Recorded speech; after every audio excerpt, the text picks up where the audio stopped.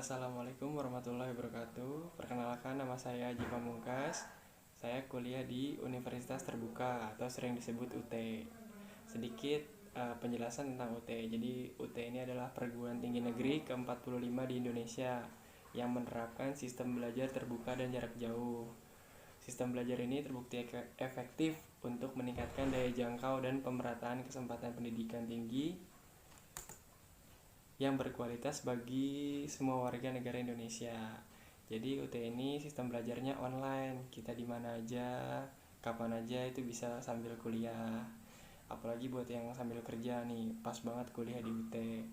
Karena nggak bakal ganggu waktu kerja. Setelah pulang kerja di rumah itu bisa sambil kuliah. Ya, jadi di sini saya bakal berbagi cerita nih atau berbagi ilmu gimana sih caranya menjadi mahasiswa UT yang cerdas, kiat-kiatnya apa aja sih biar kita bisa lulus dengan nilai bagus.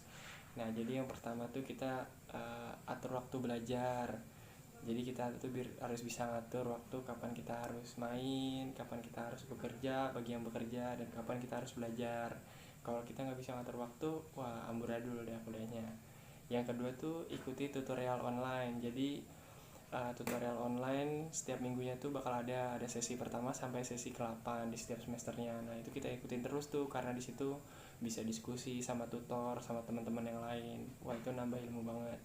Yang ketiga, kita ada namanya membaca buku materi pokok.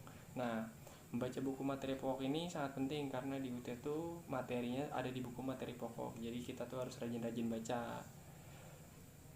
Terus yang keempat ini ada mengulang materi yang sudah kita pelajari. Jadi kalau kita udah belajar ini jangan kita lupain, besok kita ulang lagi materinya, reminder lagi biar lama kelamaan bisa. Yang kelima ada atur suasana hati. Jadi ketika kita mau mulai belajar nih harus pastiin dulu kita di posisi yang santai, relax gitu biar belajarnya nih masuk semua ke otak gitu. Nah, selain itu juga kita harus bisa menemukan nih gaya belajar yang sesuai dengan diri kita. Misalkan ada yang bisa sambil dengerin video, kalau lebih cepat itu bisa, atau sambil dengerin suara lebih cepat nangkepnya itu juga bisa. Jadi pokoknya belajarnya sesuai dengan yang enak dengan diri kita tuh kayak gimana gaya belajarnya. Terus juga kita harus membuat resume atau modul dari yang kita pelajari, jadi inti-intinya tuh harus kita catat gitu. Setelah itu kita harus di tutorial online nih kita harus rajin presensi, mengikuti kuis, diskusi, dan mengerjakan tugas. Tuh udah pasti dah kalau kita udah semua bisa, nilai UASnya bagus, lulus dengan nilai bagus. Sekian, terima kasih. Assalamualaikum warahmatullahi wabarakatuh.